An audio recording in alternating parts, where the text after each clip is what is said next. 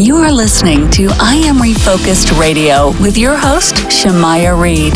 This show is designed to inspire you to live your purpose and regain your focus. And now, here's your host, Shamaya Reed. Welcome back to I Am Refocused Radio. Once again, we are here today, and just like any other time, we have another amazing show lined up for y'all today. Today, we're talking to a special guest. This guest from childhood marked a physical and psychological abuse, but that drove him to amazing heights. He's done some amazing things. I mean, you talking about work ethic.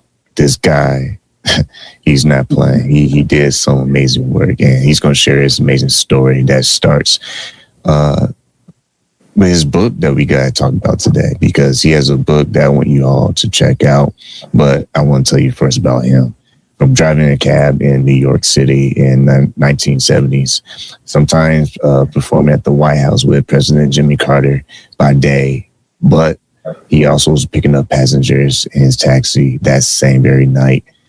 I just want to cut to the chase because I just want to bring him to the show because I know he can give a more powerful storytelling than me. So first and foremost, David Sr., thank you for your time being on the show today. First and foremost, how are you two doing? I'm doing great. Thank you, Shamaya, for having me. Thank you. Well, I appreciate you being on.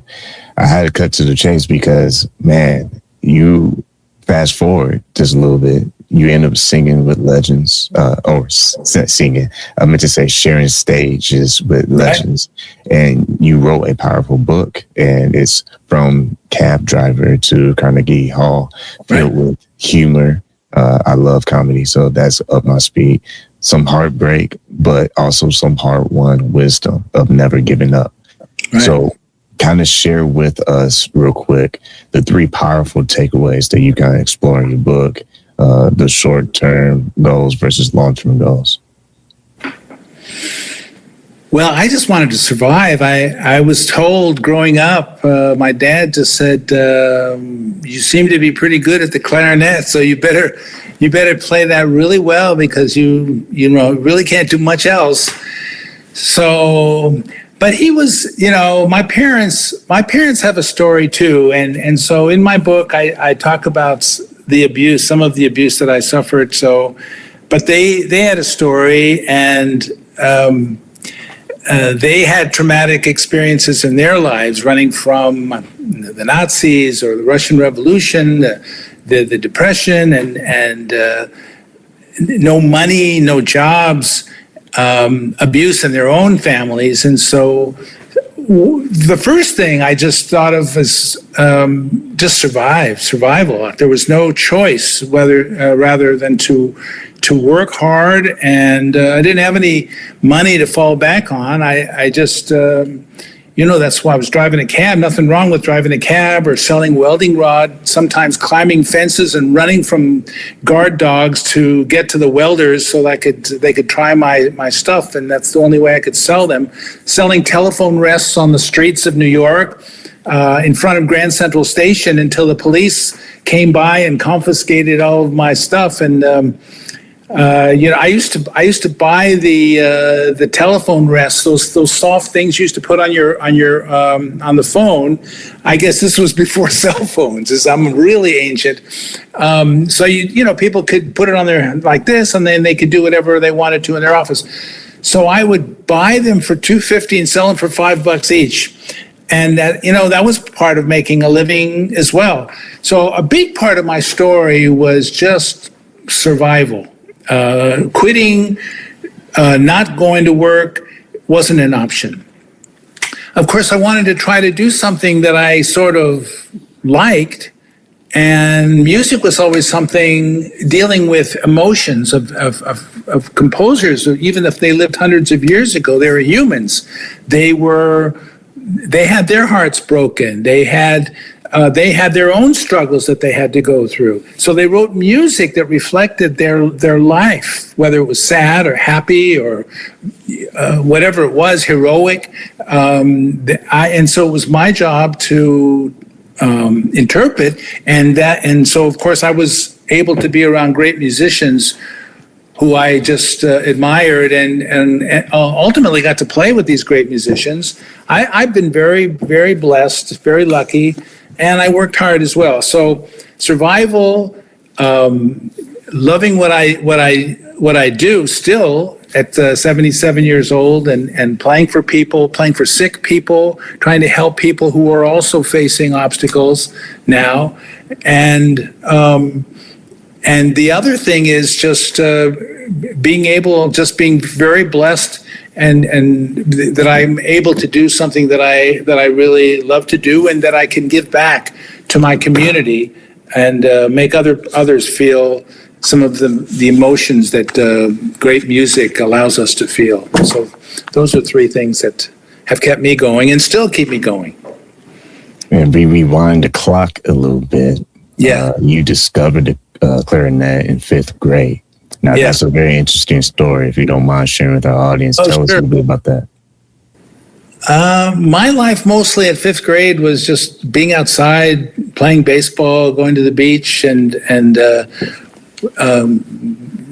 then coming home where it wasn't so pleasant. But I had a crush on a girl, Amory Rocky, and I heard that she was going to enter a talent show. And so I wanted to enter a talent show too, because I wanted her to notice me. So I came home and I told my dad I want to enter a talent show. But he said, "But David, you don't know how to do anything." So fortunately, he was the band director at the local high school. My dad was the band director. My mom was a housewife. She played violin very beautifully, but she didn't have much of a career. But anyway, so he started bringing home instruments. The clarinet just felt right, and I learned a song called "Long, Long Ago," and a very short song, and played and won the talent show, and beat Amory Rocky, and then she really didn't want to have anything to do with me. So it didn't help.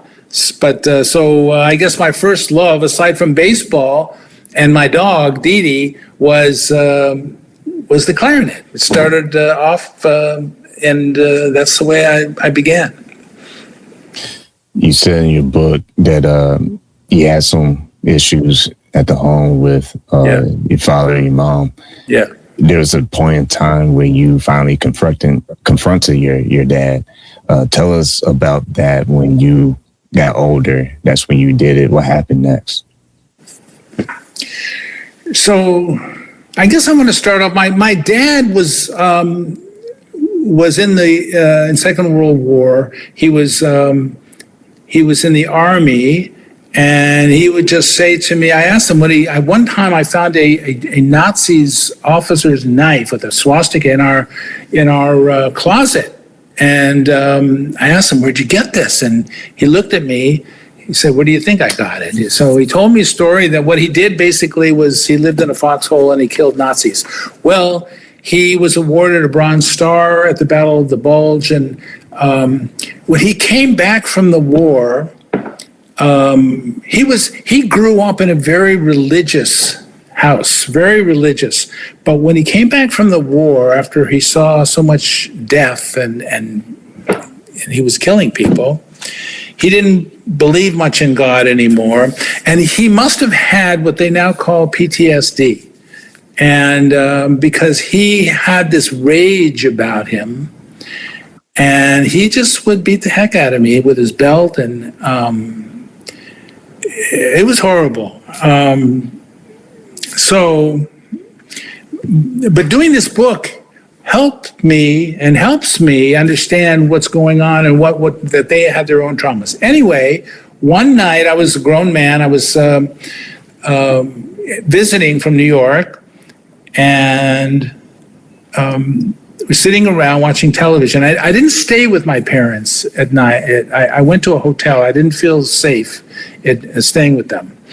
So I asked them before I left from my hotel, I said, I asked my dad if his dad had beaten him when he was a kid.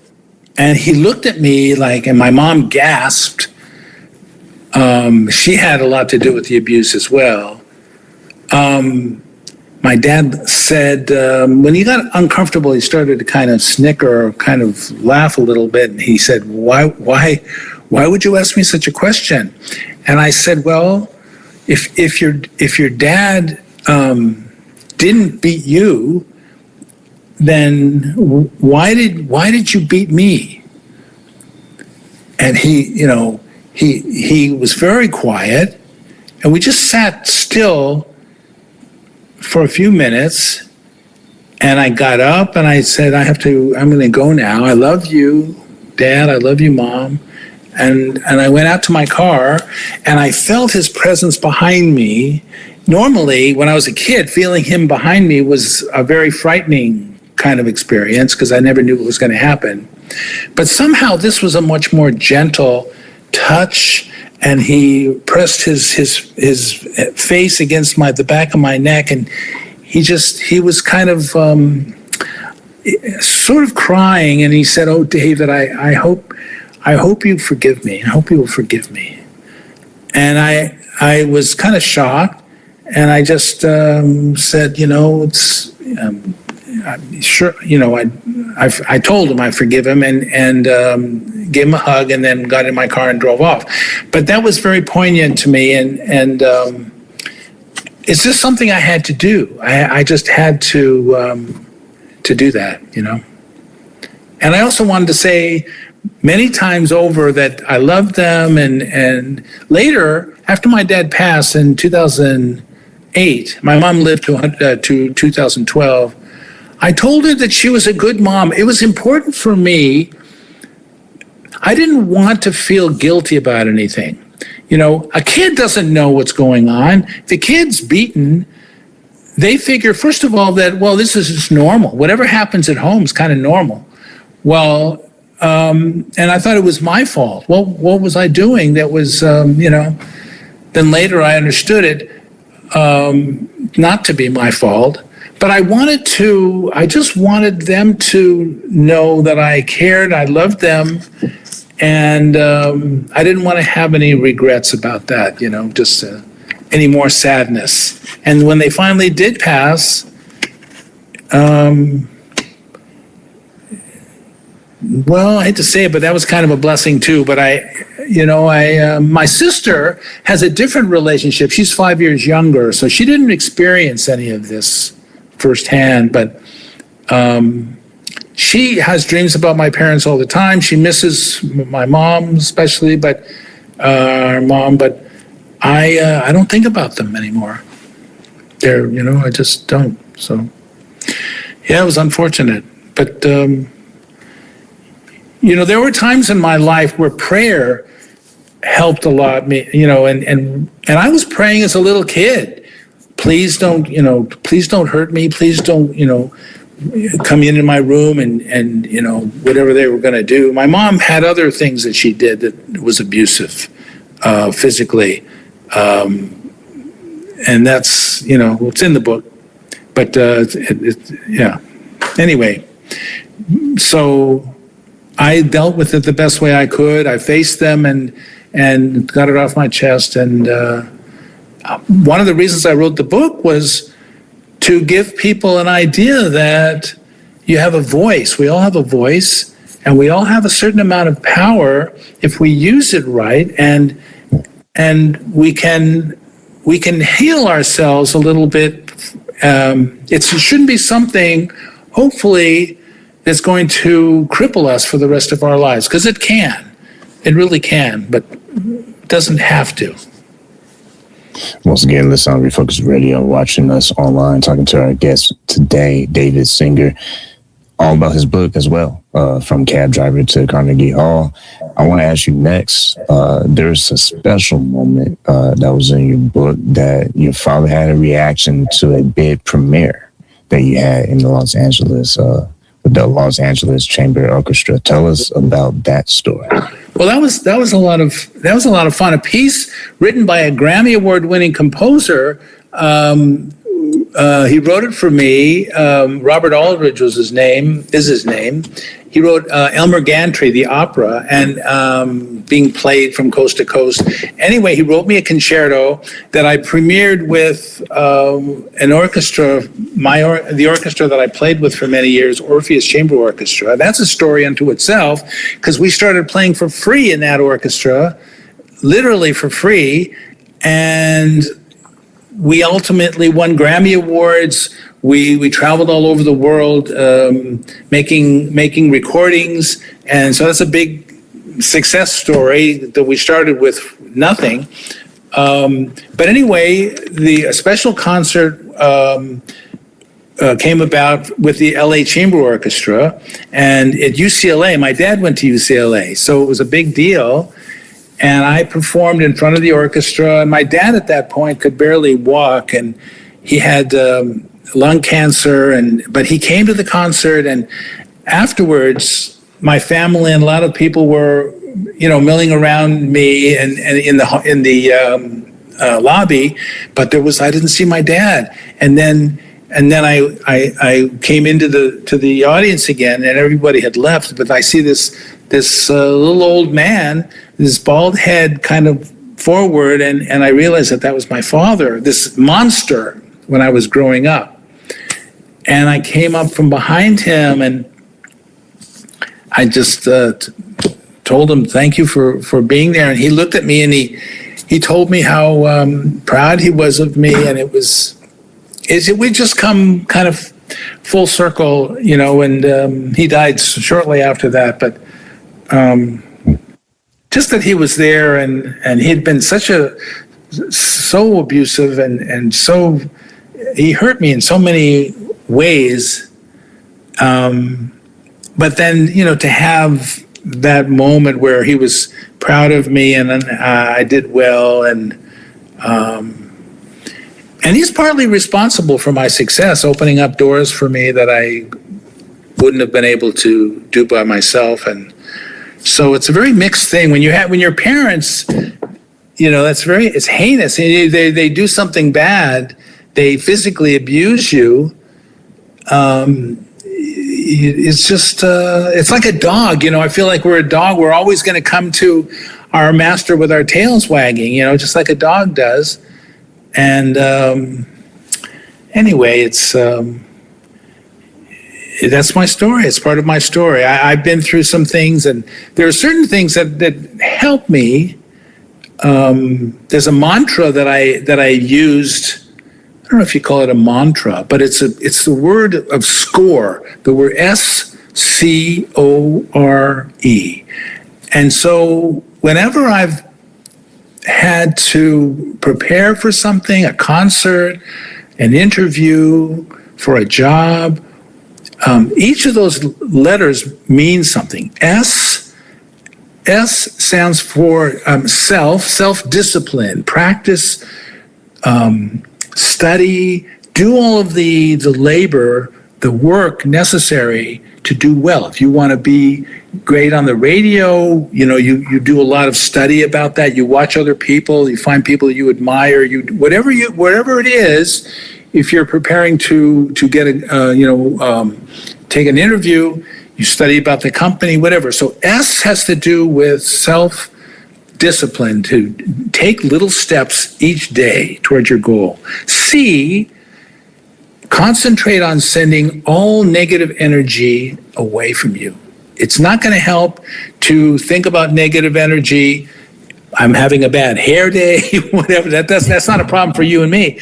But I mean, any negative energy, throw it away. That doesn't do you any good. O has to do with optimism. Think about when you have been successful. Think about those times when you really felt great about doing something that you like. And that's what you think about. R is relaxation from fear. Fear, worrying about what may happen, never helps. It never helps you. Fear hurts you, can hurt. Prepare, like your life depends on prepare, but don't worry and fear. It's just a crippling kind of thing. So R is relaxation from fear, and E, SCORE, is enjoyment. Love what you do, or find something to love what you do. And those things, before I would go to sleep, I would imagine myself regarding something I was going to do. I was going to play in Carnegie Hall. Wow, how am I going to feel? Well, I'm going to be nervous. I'll be excited.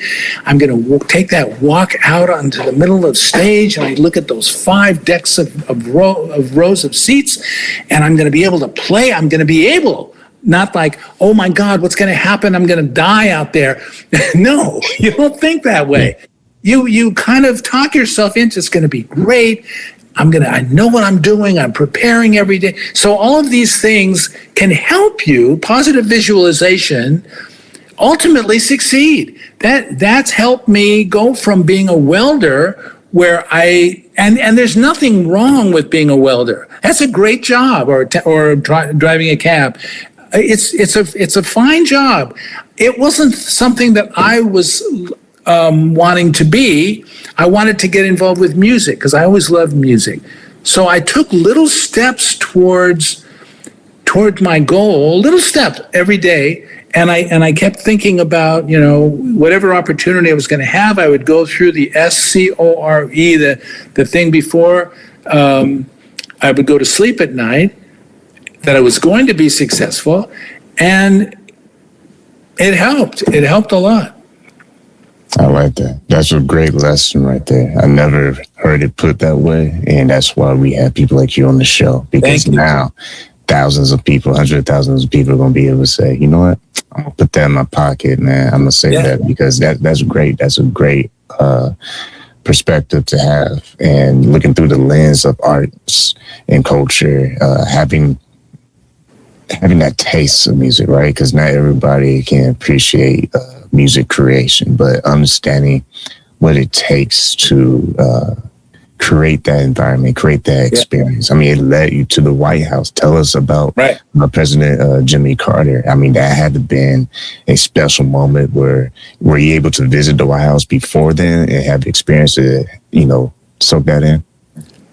Well, that was a great moment. I performed for the Clintons at the White House, and that was an interesting story too, because that was in the last months of our innocence as a country. In terms of that was just months before he left the presidency. I guess George W. Bush came on, and then September 11th, 9/11, 2001. So. And then once that happened, then everything changed in terms of security and all that kind of stuff. But the Carters, I was having these experiences where I was playing in Carnegie Hall one night, and then the next night, like you were saying, I was driving my cab, or I was performing. I performed with the actress Stockard Channing. I don't know if anybody knows her. She was in Grease, the movie Grease.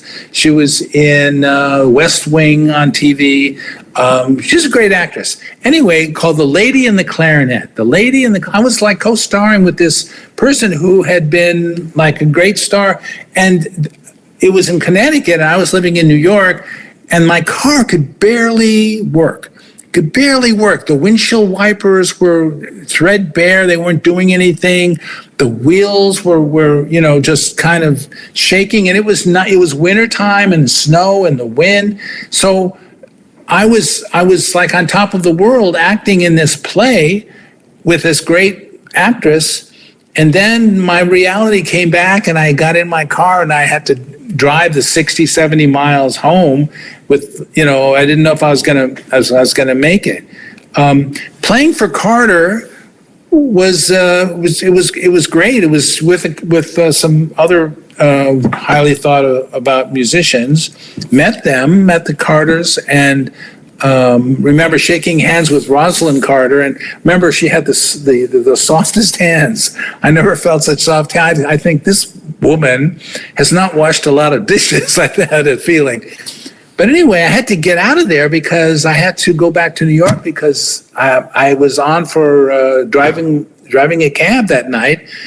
And so later that evening, I'm driving passengers around mostly Manhattan, and I would say, "Guess what I did tonight? Or today? And I told them, and they would like, they suddenly got really nervous. They looked at their watch. They wanted to get out of the cab. They thought, oh, this guy's hallucinating. You know, a cab driver telling you that they played at the White House that day. You know, I don't know many people believe you, but it was absolutely true. And so years later, like I say, when I was playing for the Clintons, that was a whole other thing, because we were invited to not play after the concert. We were invited to take part in a party he was throwing for his Hollywood friends, Chevy Chase and Goldie Hawn, and I don't know, a lot of Hollywood people were there, and it was fun and members of Congress. It was fun to be part of that for an evening, and I didn't have to rush back to New York and drive my cab anymore. So I had sort of arrived. Once again, talking to our special guest today, David Singer, here on Refocused Radio, watching us online as well, listening to us on radio. I know we got a little bit of time left, actually short on time radio, but over time for the podcast, I had to ask you about this. You also have taught music appreciation to over 100 college students. Tell us a little bit about that experience, being able to work with students specifically who have never heard of classical music or opera. Yeah, I was a professor at Montclair State University in New Jersey, just across the river from New York City. And one of the things I did each semester was I worked with about 100 students each semester. The students at large, not music students, but students. It was an elective. And so one of the things that I did was I exposed them to opera. So opera, some people hear the word of opera. Oh, a lot of fat ladies, fat guys. They're singing, and I don't know what they're talking about. And what does it mean to why should I be interested? Well, the stories. For instance, Carmen is a very famous opera. Carmen is about a very beautiful woman who is a woman, she has a little bit of a past. She kind of lives on the street. She's gorgeous. She's a temptress. She gets arrested and put in jail. And the chief of police is looking at each of the cells, and he's kind of interviewing each of the prisoners. And he comes across her, and he sees her, and he starts asking her questions. He can't help but fall in love or lust with her. And she says to him that if you get me out of jail, we'll go away together. I'll be with you if you let me out of jail. So he has this great job. He's about to be married. His mother is depending on him. He throws it all away just so he can be with this woman. And he gets her out of jail, and they go away together. I won't tell you the whole story. Doesn't turn out well for anybody, but it's those kinds of stories. People fall in love, and the woman in La Boheme. I don't know if you ever saw Rent. Did you ever see the show Rent or hear about it? Well, it's about young people, artists, trying to live together and make it so that they can live. And they're living together in a renting a place in a terrible neighborhood in New York. It's freezing cold, but they have each other. It's a story of their life. So what I'm trying to say is, the stories of opera are very relatable to any of us struggling, trying to make a living, being in love, being left, or whatever. So anyway, they loved. I showed scenes from YouTube, sexy dances of Carmen, or whatever. They all wanted to go to the opera, and they all wanted to see these operas after that. So that was one of the fun things. I got them excited about classical music and about the opera, and so hopefully it added joy to their lives. The class was pretty popular, and so that's what that was about. Well, once again, been listening on Refocused Radio, talking to our guest today, David Singer. Yeah. And make sure you get a copy of his book, From Cab Driving to Carnegie Hall. I want to ask you real quick before we sign off, what's the best way people can find you online? So, singerclarinet.com. Singer, like opera singer, clarinet, Clarinet, singerclarinet.com. And you get a prize if you get some kind of. I've made a lot of recordings, and you can hear me on a lot of the recordings. If you go to, of course, you go to Amazon. It tells you all about the book. Here's just the book, From Cab Driving to Carnegie Hall, and I thank you very much for having me on. It was a great pleasure. With that, like always, David, thank you for your time, man. Thank you.